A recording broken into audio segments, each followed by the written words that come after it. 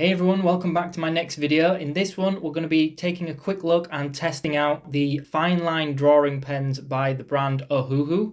I'm never sure if I'm saying that one right. And if we take a quick look at the barrel, so I've got these out of the pack here. This specific set has 8 pens in it. And a lot of you will be familiar with this brand for their markers. So the idea is that these should be marker proof. We're going to test that out. And you can see here marked on the lids, we've got a brush pen, a 0.05, a 0.1, a 0.2, a 0.3, a 0.5, a 0.7 and a 1. And this is indicated along the barrel at the bottom end and also on the lid. So let's first of all take a look at the brush pen, the one that's marked with a B. You can see it is, as you would expect, it is a brush nib. Most of you will be familiar with pens like this already. Most inking sets have one like this. It's a nice brush pen to use. It is quite a stiff, firm one. Bad choice of wording, but you know what I mean. If we take a look at the other pens in the set, you'll notice they're all quite fine. They're quite a thin nib, apart from the one, which looks more like a felt pen. It is, again, quite a hard nib on it, though. So probably not quite as soft as, like a kid's felt tip pen. And as the number indicated on the barrel, each nib does go up a little bit in size.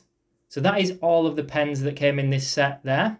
I don't know if this is any use to anyone, but I also wanted to show how these look in comparison with other fine liners or inking pens. So here we've got a Micron, we've got the Ohuhu pen, a Spectrum Noir art liner, which is another one that should be marker proof, and the Faber-Castell Pitt pens, one of my old favourites. So there isn't much to see unless you just prefer one of the designs over the other. But one thing that's quite interesting is when you take these pen lids off, they're actually very different in size. In fact, the Ohuhu pen is a fair bit shorter than the others, which I thought was pretty interesting. Again, not a big deal, and there's a quick look at the nibs together. They're not all exactly the same size, so this bit may be a little bit irrelevant, but there it is anyway. And last of all, here is a quick look at the FAQ that arrived in the pack. Pretty self-explanatory. So I wanted to test these pens out for a few things, such as whether they smudge with your finger, whether an eraser or a rubber would smudge them, if they are marker proof, and of course if they are waterproof as well. All I'm doing here is just almost using this as like a swatch. I'm just drawing some lines using each pen, mainly so that I get a feel for it, but also so that we can see if there is much difference between each one. The first thing I noticed is that the brush pen is awesome. I don't use brush pens often, but I really like that one. If you look in the top right of the page though, where I created a little ink splodge over the lines, I will say the lines still showed through it, so it kind of layered over it, but you could still see the first layer through it, if that makes sense. So you weren't getting a very flat finish. Not that you would really be layering these kind of pens often anyway, but just something to note. The 0.05 did feel a little bit dry and scratchy, but I don't think that was specific to these pens. I think it's just because 0.05 is such a thin nib that it's always going to feel like that. I will say that each increase in size between each pen didn't feel like that much until it got to like the 1, so that thickest bottom one. And what I mean by that is like between the 0.1, 0.2, 3, 5, 7, there is a noticeable difference, but it's pretty minimal. And then I decided for some reason to just lay a thicker amount down in the bottom left corner. Whilst these were still pretty fresh on, I decided I'd run my finger across it to see if they did smudge. Now, the lines themselves didn't smudge, but you could argue they'd been drying, maybe for a minute or two. This bottom splodge that I'd done in the bottom left corner, this one did smudge a little bit, as you can see, but it was a one specific patch, and I just used it and I really had soaked the page with a lot of ink. So I would still say they were pretty smudge proof. Maybe give it a few minutes if you're caking it in ink. And I forgot to mention, I'm using a Bristol board here. It's not the thickest board ever. It's not 300 GSM Strathmore. It's only 250, just a slightly cheaper one. But it usually works really well for markers and inking pens. So this is just the back of the test sheet. Nothing had gone through on this paper, so that was really good. I just picked up a few random fine liners or inking pens that I have. I just wanted to compare how dark the Ohuhu pen is in comparison with these others, because it didn't feel too dark to me. So the pens we've got to compare are the Derwent Graphic, the Platinum CFW 300, the Zig Manga pen, I think it's called, and also the Pentel Pocket Brush. I will put links to all of these pens in the description box below, just in case I'm getting any of the names wrong. It's really difficult to see on camera, but the Derwent Graphic was definitely the darkest. The Platinum CFW 300 wasn't bad, and the Ohuhu one wasn't too bad, but it definitely wasn't the darkest. The Zig Manga one was pretty good, but the nib itself left a weird effect, and the Pentel Pocket Brush, again, left quite a weird effect, or it kind of dragged the ink along with it. Maybe it's the wrong kind of paper for that, I don't know. That's me attempting to show it in different lighting because it's just so tricky to show how dark blacks are on screen. I also wanted to note that I did test a lot of pens, as you can see listed on the left, including some of the ones I just showed there, in an old video where I tested if they were marker proof and waterproof. So I will put links to that in the description box below. It's quite an interesting one, so definitely check it out. I also have this one here. This is the same kind of thing, marker proof and waterproof, but this is with dipping inks. So for dip pens, and I wanted to show this on camera because these appeared really dark in my tests and I just wanted to compare them again to the pens we just used. Probably pointless showing on camera to be honest, but I wanted to show it anyway. I would say the Ohuhu pen is dark enough, but it's definitely not the darkest one. Okay, so it's been about 24 hours now. I let it dry just so it was a better test, and I'm starting just by rubbing my finger on it. As expected, once it's dry, no smudging at all, which is always good. The next thing I wanted to test was whether it would smudge or even bring up some of the pen if you go over it with an eraser. So I'm speeding this up now. I wish I could draw or erase that fast in real life. It didn't bring anything up on the lines, but I stuck to this bottom left bit, this thicker bit, and I worked it for quite a while and it did bring it up. But realistically, I can't imagine many people are going to do that. So this patch here, nothing to see. This patch here, you can see in the top right corner of the black, it did bring it off a little bit. I wouldn't worry about it though.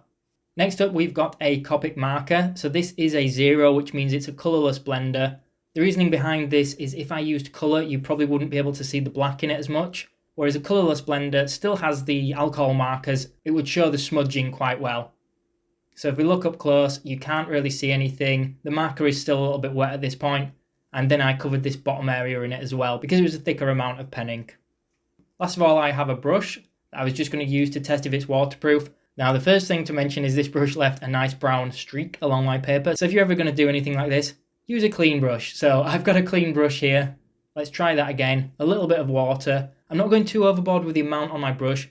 And I know you could argue it's not a fair test because this isn't watercolour paper, it's Bristol board.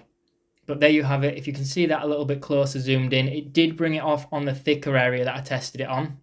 But the lines, not so bad to be honest. This bottom thicker area, a little bit.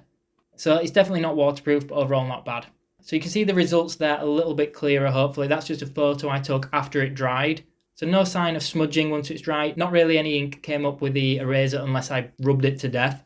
Completely marker proof, and I would say somewhat water resistant. If you were using watercolours, I think you could definitely use these pens. But if you overdo it, you will get some smudging.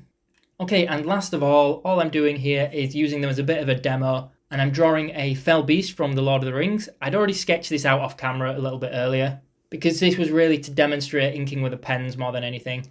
I should have maybe gone in and used some markers afterwards as well, but honestly, I'm not that good with markers, so I knew I would mess this up. So I'm just really testing them for their inking capabilities, getting used to them myself. I actually ended up using the 0.1 the most, followed by the 0.05, which was quite surprising to me. The thickest one, which I use just for thicker line weight towards the end. You'll see me go around certain areas. If you want to check out more of my sketches like this, by the way, I will put links in the description box below to my social media where I post this kind of thing. Any support there is, of course, really appreciated. And I actually uploaded this as a standalone video as well, so if you want to see this same demo but in a slightly less sped up version, I try to talk through what I'm doing a little bit more detail in that one. So I'll put links again to that below. But really, I'm just playing around with the different inking pens and some cross-hatching. I did actually forget to erase my pencil lines out on this one.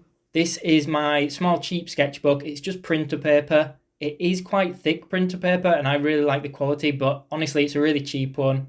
And we'll see at the end as well, it did not go through the paper at all. So I think it's really good that these pens can be used in a lot of different paper types. A quick mention about the price. I got these because they were a pretty good deal. I'll put links below to where I got them from, but I got them for like £7.99, so just short of £1 for each pen. Pretty good when you compare it with some other brands, especially how resistant they are to the things that we tested. You can probably buy these on the official Ohuhu website, but for me in the UK, that works out a lot more expensive. So I'll put links to where I got mine from in the description box below. But I guess that's pretty much it. We've tested it to see how resistant it is to stuff. I've mentioned the price and how it works on most paper. My overall opinion on them, yeah, I really like them. I don't do a lot of inking work often. I prefer pencil sketching, so I'm definitely not the best inker. That being said, I was proud of how this one turned out. I really had a lot of fun varying the line weight and sort of creating these crosshatch shadows. But I'd definitely use these for generic inking, especially if I was going to follow up with some alcohol marker colours. There you go, that's just me showing you the back of the page there.